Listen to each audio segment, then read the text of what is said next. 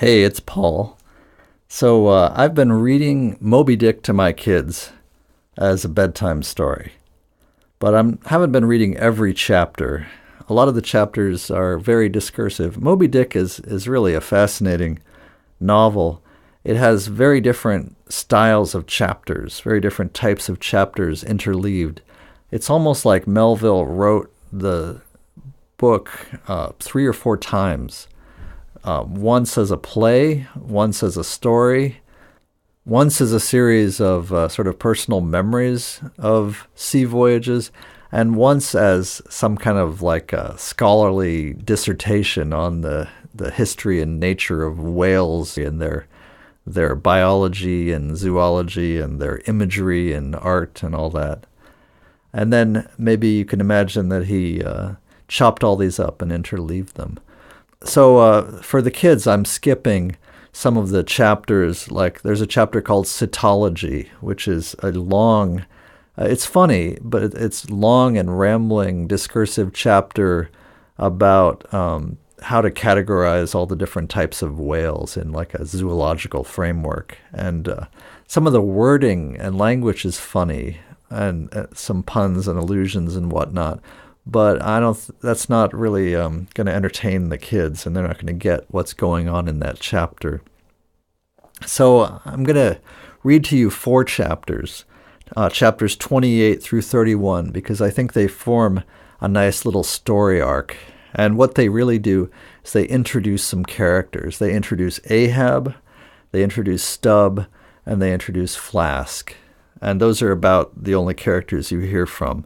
And then, of course, there's the point of view of the narrator, Ishmael. So I'm going to voice them a little bit. So Stubb is not actually short. Flask is the one who's short. But I'm going to give Stubb a voice that is sort of based on my impression of Sean Astin doing Sam Gamgee in the Lord of the Rings movies. And then Ahab, I kind of imagine Patrick Stewart's Ahab. He actually did a movie version of Ahab for one of the cable channels a few years ago, and you can find it on DVD, I think. And it's pretty good, actually. And then Flask, he doesn't say much, but I was imagining, because Flask is so described as such a short character, I was imagining him as Gimli in the Lord of the Rings movies.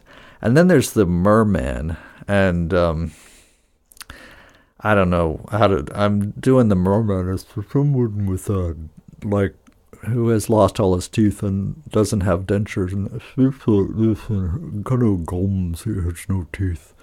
Anyway, toothless, I don't know, hag kind of character.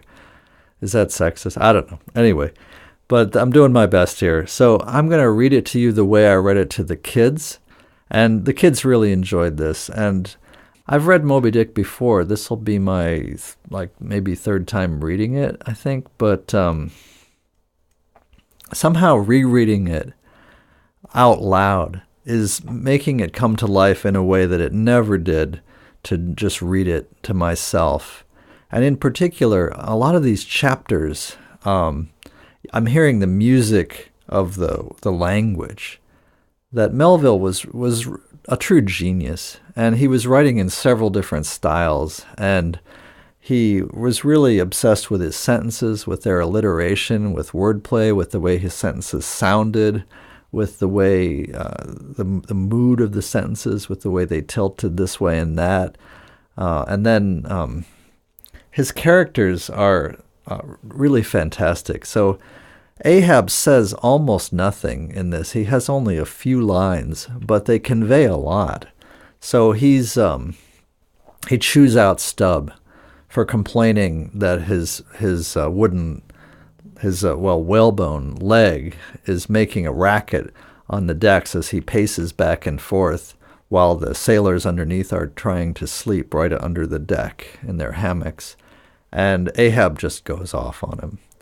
And there's this big contrast between how Ishmael describes Ahab as so stable with his leg like stuck down in a hole in the deck and hanging onto a shroud, a sail. that he is upright and rigid and very stable up on the deck. And yet, everything he says and does in his moodiness and lashing out at Stubb like this, he seems completely unstable. And then in a next little soliloquy scene, we see Ahab trying to smoke his pipe and getting frustrated with it, that it's not soothing him, and he throws his pipe overboard. And so really, for the rest of the book, he's going to be going through nicotine withdrawal. And then you can also imagine that this is just Melville's way of showing just how impulsive Ahab is, how impulsive his character is. And then there's a really funny chapter, which I think is just as memorable and funny as anything out of Joyce, memorably weird, and seems very Shakespearean too, where you have a soliloquy by Stubb, who's talking to Flask. He's talking about his dream, and it's just surreal. He imagines Ahab as this pyramid, this like the base of a pyramid. Ahab is elevated way up on this sculptural platform, and Stubb is angry at him and he's kicking it, but he's conveying that Ahab is so far above him and so stable and, like a rock, like a stone, that he can't even get his attention. And the mermaid also shows Stubb his rear end, and, there are harpoons sticking out of his rear end with the points out, so that you wouldn't want to kick his rear end. You'd stab yourself in the foot. So he's getting at that, kicking someone like Ahab, you're only going to hurt yourself. Anyway, I hope that you get something out of this in some kind of a feel for just how much characterization and how much fun and how much humor Melville put into this. It's really amazing me and moving me and touching me. And we're quite a bit further along in the book now, but I'm going back to read these chapters because I think they fit together really nicely as sort of a short excerpt. Anyway, I hope you enjoy it. Thanks. Chapter 28, Ahab. For several days after leaving Nantucket, nothing above hatches was seen of Captain Ahab. The mates regularly relieved each other at the watches, and for aught that could be seen to the contrary, they seemed to be the only commanders of the ship, only they sometimes issued from the cabin with orders so sudden and peremptory that after all it was plain they but commanded vicariously. Yes, their supreme lord and dictator was there, though hitherto unseen by any eyes not permitted to penetrate into the now sacred retreat of the cabin. Every time I ascended to the deck from my watches below, I instantly gazed aft to mark if any strange face were visible, for my first vague disquietude touching the unknown captain, now in the seclusion of the sea, became almost a perturbation. This was strangely heightened at times by the ragged Elijah's diabolical incoherences uninvitedly recurring to me with a subtle energy I could not have before conceived of. But poorly could I withstand them, much as in other moods I was almost ready to smile at the solemn whimsicalities of that outlandish prophet of the wharves. But whatever it was of apprehensiveness or uneasiness, to call it so, which I felt, yet whenever I came to look about me in the ship, it seemed against all warranty to cherish such emotions. For though the harpooners with the great body of the crew were a far more barbaric, heathenish, and motley set than any of the tame merchant ship companies which my previous experiences had made me acquainted with, still I ascribed this, and rightly ascribed it, to the fierce uniqueness of the very nature of that wild Scandinavian vocation in which I had so abandonedly embarked. But it was especially the aspect of the three chief officers of the ship, the mates, which was most forcibly calculated to allay these colorless misgivings, and induce confidence and cheerfulness in every presentment of the voyage. Three better, more likely sea officers and men, each in his own different way, could not readily be found, and they were every one of them Americans, a Nantucketer, a Vineyarder, a Cape man. Now, it being Christmas, when the ship shot out from her harbor, for a space we had biting polar weather, though all the time running away from it to the southward, and by every degree and minute of latitude which we sailed, gradually leaving that merciless winter and all its intolerable weather behind us. It was one of those lowering, but still gray and gloomy enough mornings of the transition, when with a fair wind the ship was rushing through the water with a vindictive sort of leaping and melancholy rapidity, that as I mounted to the deck at the call of the forenoon watch, so soon as I leveled my glance towards the taffrail, foreboding shivers ran over me. Reality outran apprehension. Captain Ahab stood upon his quarter-deck. There seemed no sign of common bodily illness about him, nor of the recovery from any. He looked like a man cut away from the stake, when the fire has overrunningly wasted all the limbs without consuming them, or taking away one particle from their compacted, aged robustness. His whole high broad form seemed made of solid bronze, and shaped in an unalterable mold, like Cellini's cast Perseus, threading its way out from among his gray hairs, and continuing right down one side of his tawny scorched face and neck, till it disappeared in his clothing.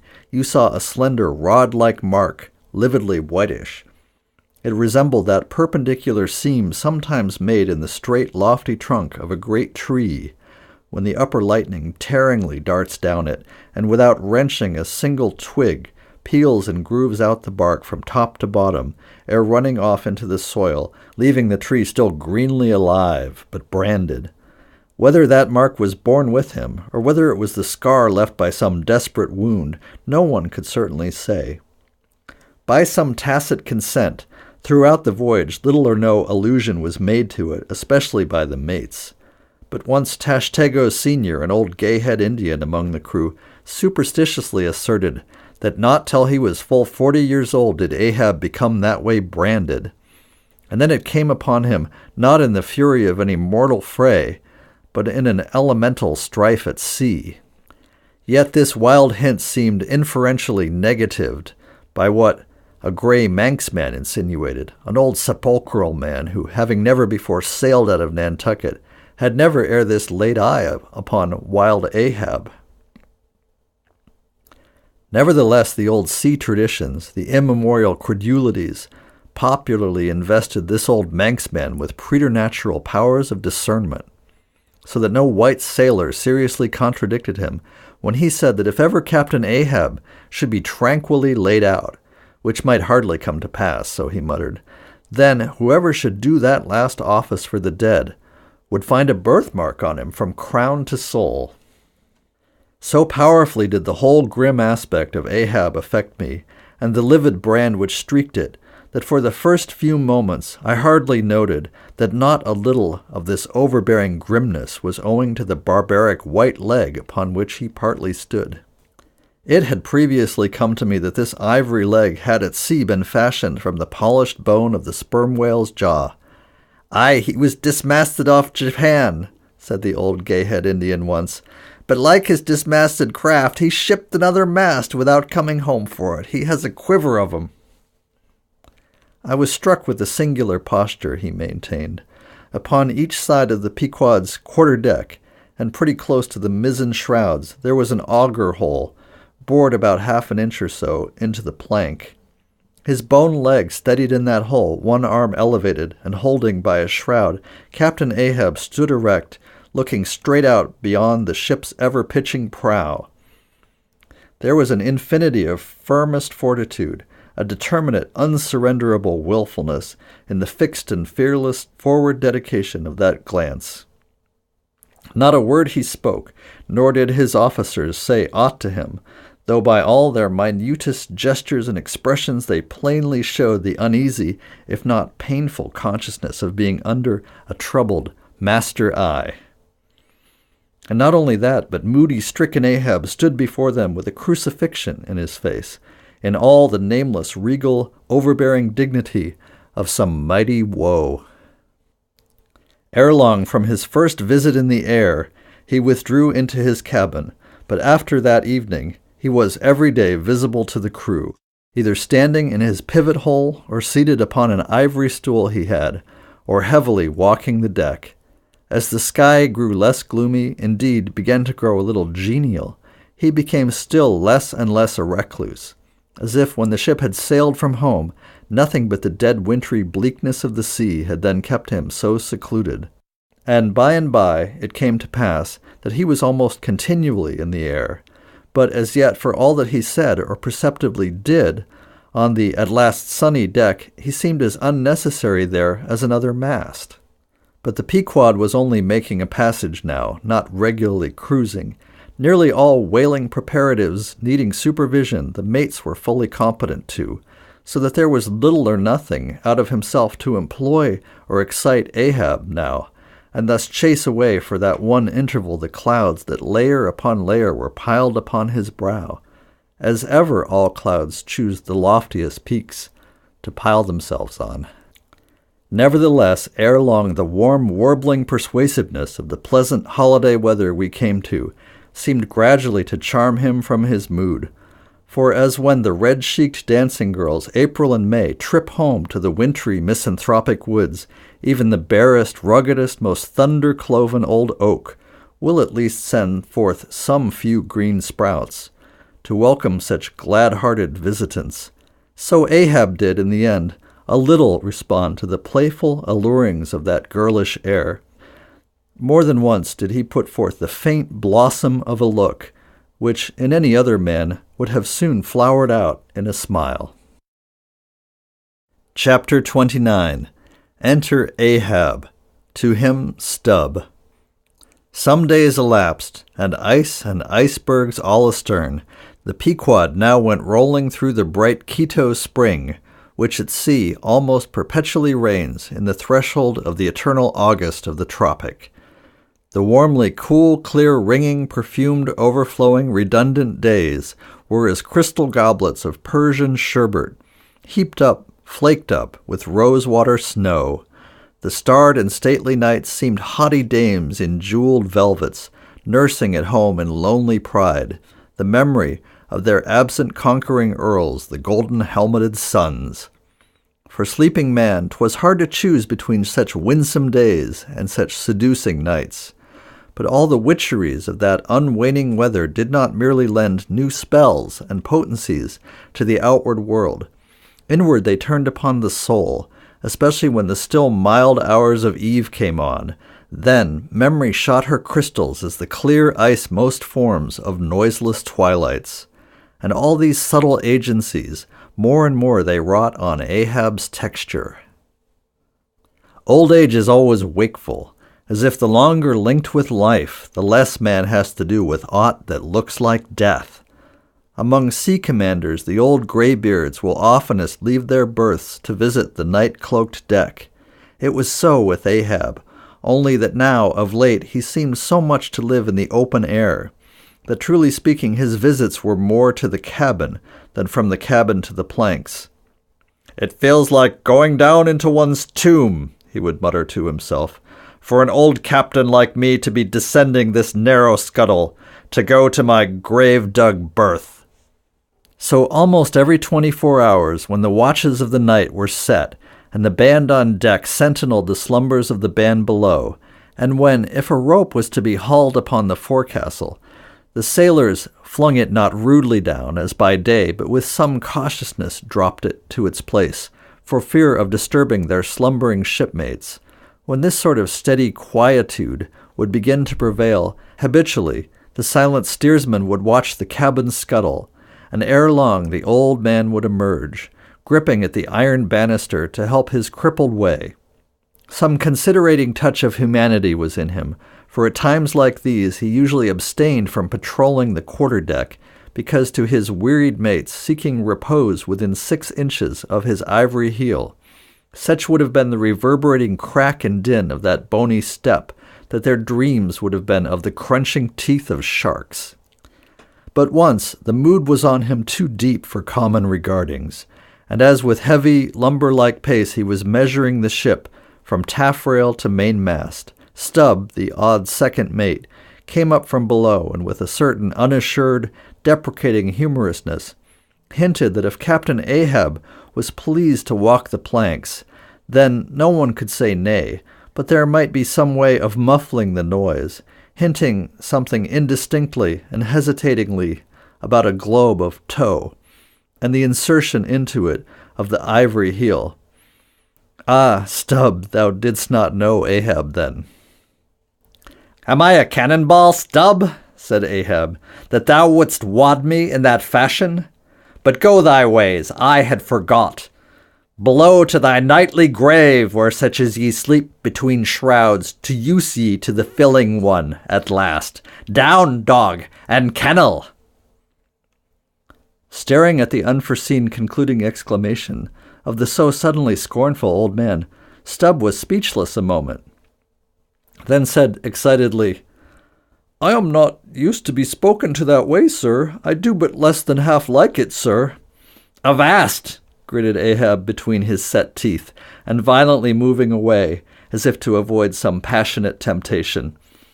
"No, sir, not yet," said Stubb, emboldened. "I will not tamely be called a dog, sir." "Then be called 10 times a donkey, and a mule, and an ass, and be gone, or I'll clear the world of thee." As he said this, Ahab advanced upon him with such overbearing terrors in his aspect that Stubb involuntarily retreated. "I was never served so before without giving a hard blow for it," muttered Stubb, as he found himself descending the cabin scuttle. "It's very queer. Stop, Stubb, somehow. Now, I don't well know whether to go back and strike him, or what's that, down here on my knees and pray for him. Yes, that was the thought coming up in me, but it would be the first time I ever did pray. It's queer, very queer, and he's queer too. Aye, take him fore and aft, he's about the queerest old man Stubb ever sailed with. How he flashed at me, his eyes like powder pans. Is he mad? Anyway, there's something on his mind, as sure as there must be something on a deck when it cracks. He ain't in his bed now either, more than 3 hours out of the 24, and he don't sleep then. Didn't that doughboy, the steward, tell me that of a morning he always finds the old man's hammock clothes all rumpled and tumbled, and the sheets down at the foot, and the frightful coverlid almost tied into knots, and the pillow was sort of frightful hot, as though a baked brick had been on it. A hot old man! I guess he's got what some folks ashore call a conscience. It's kind of tick-dolly now, as they say, worse nor a toothache. Well, I don't know what it is, but the Lord keep me from catching it. He's full of riddles. I wonder what he goes into the afterhold for every night, as Doughboy tells me he suspects. What's that for, I should like to know? Who made appointments with him in the hold? Ain't that queer now? But there's no telling. It's the old game. Here goes for a snooze. Damn me, it's worth a fellow's while to be born into the world, if only to fall right asleep. And now that I think about it, that's about the first thing babies do, and that's sort of queer, too. Damn me, but all things are queer, come to think of 'em. But that's against my principles. Think not is my 11th commandment, and sleep when you can is my 12th. So here goes again. But how's that? Didn't he call me a dog?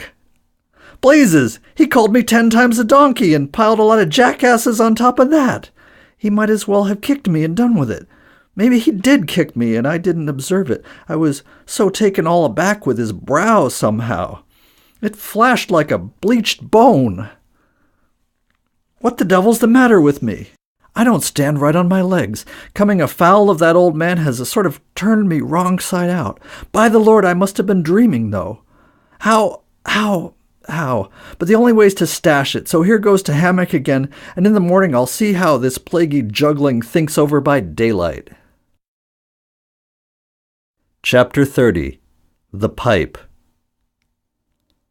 When Stubb had departed, Ahab stood for a while leaning over the bulwarks, and then, as had been usual with him of late, calling a sailor of the watch, he sent him below for his ivory stool, and also his pipe. Lighting the pipe at the binnacle lamp and planting the stool on the weather side of the deck, he sat and smoked. In Old Norse times, the thrones of the sea-loving Danish kings were fabricated, saith tradition, of the tusks of the narwhal. How could one look at Ahab, then, seated on that tripod of bones, without bethinking him of the royalty it symbolized? For a Khan of the plank, and a king of the sea, and a great lord of Leviathans was Ahab. Some moments passed, during which the thick vapor came from his mouth in quick and constant puffs, which blew back again into his face. "How now?" he soliloquized at last, withdrawing the tube. "This smoking no longer soothes. Oh, my pipe, hard it must go with me if thy charm be gone. Here have I been unconsciously toiling, not pleasuring, aye, and ignorantly smoking to windward all the while, to windward, and with such nervous whiffs as if, like the dying whale, my final jets were the strongest and fullest of trouble. What business have I with this pipe, this thing that is meant for sereneness, to send up mild white vapors among mild white hairs, not among torn iron-gray locks like mine? I'll smoke no more." He tossed the still-lighted pipe into the sea. The fire hissed in the waves. The same instant, the ship shot by the bubble the sinking pipe made.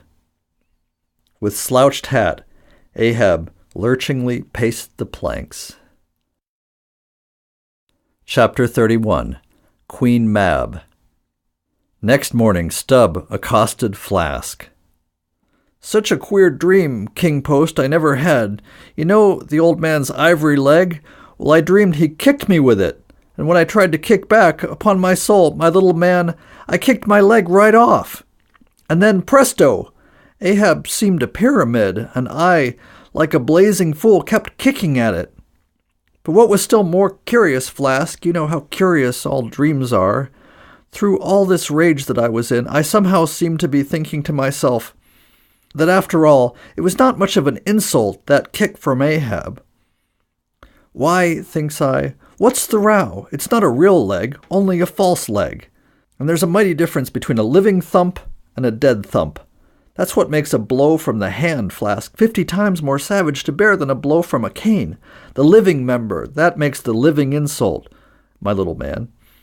And thinks I to myself, all the while I was stubbing my silly toes against that cursed pyramid. So confoundingly contradictory was it all the while I say I was thinking to myself, what's his leg now but a cane? A whalebone cane, yes, thinks I. It was only a playful cudgeling. In fact, only a whaleboning that he gave me, not a base kick. Besides, thinks I, look at it once. Why, the end of it, the foot part, what a small sort of end it is. Whereas, if a broad-footed farmer kicked me, there's a devilish broad insult. But this insult is whittled down to a point only. But now comes the greatest joke of the dream, Flask. While I was battering away at the pyramid, a sort of badger-haired old merman with a hump on his back takes me by the shoulders and slews me around. "What are you 'bout?" says he. Slid, man, but I was frightened. Such a fizz. But somehow next moment I was over the fright. "What am I about?" says I at last. "And what business is that of yours, I should like to know, Mr. Humpback? Do you want a kick?" By the Lord, Flask, I had no sooner said that than he turned round his stern to me, bent over, and dragging up a lot of seaweed he had for a clout. What do you think I saw? Why, thunder alive, man, his stern was stuck full of marlin spikes with the points out. Says I on second thoughts, "Well, I guess I won't kick you, old fellow." "Wise Stubb," says he. "Wise Stubb," and kept muttering it all the time, a sort of eating of his own gums like a chimney hag. Seeing he wasn't going to stop saying over his "Wise Stubb, wise Stubb," I thought I might as well fall to kicking the pyramid again. But I had only just lifted my foot for it when he roared out, "Stop that kicking!" "Halloa," says I. "What's the matter now, old fella?" "Looky here," says he. "Let's argue the insult. Captain Ahab kicked you, didn't he?" "Yes, he did," says I. "Right here it was." "Very good," says he. "He used his ivory leg, didn't he?" "Yes, he did," says I.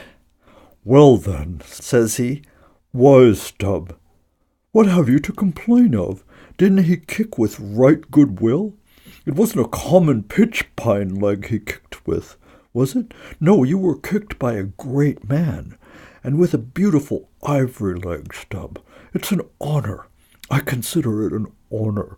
Listen, wise Stubb, in old England the greatest lords think it great glory to be slapped by a queen, and made garter knights of. But be your boast, Stubb, that ye were kicked by old Ahab and made a wise man of. Remember what I say, be kicked by him, account his kicks honours, and on no account kick back. For you can't help yourself, wise Stubb. Don't you see that pyramid? With that, he all of a sudden seemed somehow in some queer fashion to swim off into the air. I snored, rolled over, and there I was in my hammock. Now what do you think of that dream, Flask? I don't know. It seems sort of foolish to me, though. Maybe, but it's made a wise man of me, Flask. Do you see Ahab standing there, sideways, looking over the stern? Well, the best thing you can do, Flask, is to let that old man alone. Never speak quick to him, whatever he says. Halloo! What's that he shouts? Hark! Masthead there, look sharp all of ye. There are whales hereabouts. If ye see a white one, split your lungs for him. What do you think of that now, Flask? Ain't there a small drop of something queer about that, eh? A white whale. Did ye mark that, man? Look ye, there's something special in the wind. Stand by for it, Flask. Ahab has that's bloody on his mind. But, Mum, he comes this way.